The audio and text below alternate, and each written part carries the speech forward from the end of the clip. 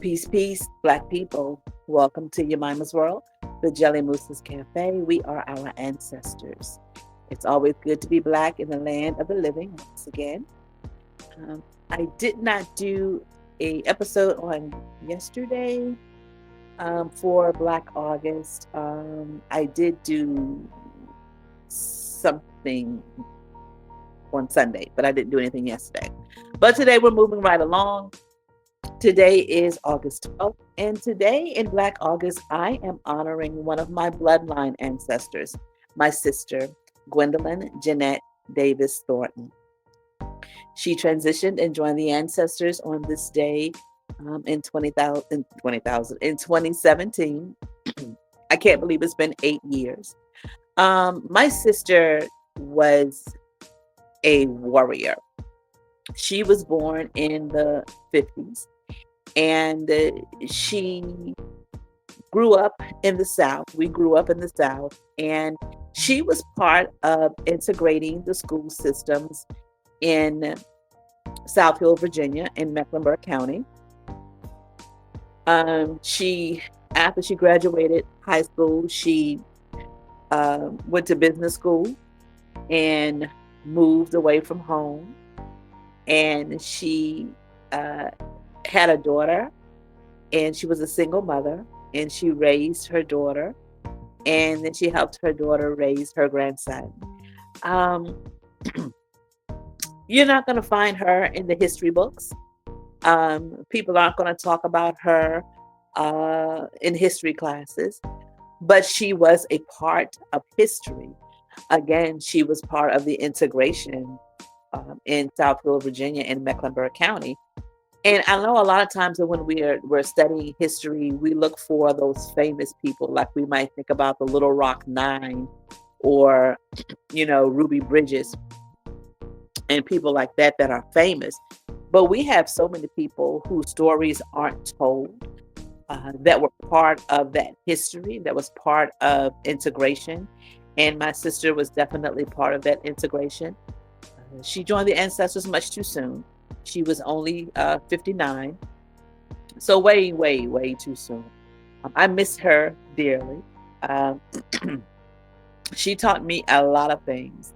She taught me how to be strong and how to not take any mess from people. My sister was very headstrong. She lived life on her own terms, and she transitioned to the ancestral realm on her own terms as well. And so I'm grateful that she is my sister. I still talk to her every single day.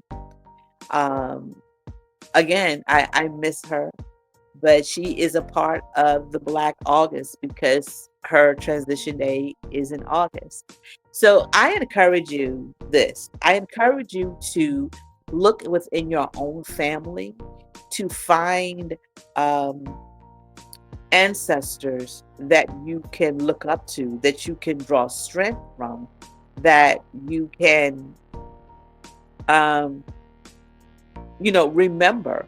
It doesn't have to be something magnanimous that they did.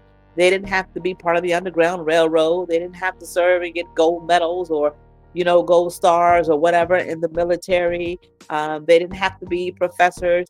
They could have been part of history where their stories may never be told. And so I am telling her story. And I encourage you and I urge you to do that. It's the same way with biblical stories. A lot of times, when people want to draw strength from people who have gone through uh, tumultuous times, they want to draw strength from biblical characters as if you have nobody in your family that you can look to, nobody's life that you can look up to and draw that from them. And so again, from my sister, I draw strength and courage from her. There are a lot of times where I'm faced with situations and I'll think, what would Gwen do? This is what she would do. And so I would, make those decisions based on what I've seen her do, that she was faced with some of the problems that I find myself faced with right now. All right. So again, I encourage you to look to your own family to find ancestors, and not just for Black August, but for all times.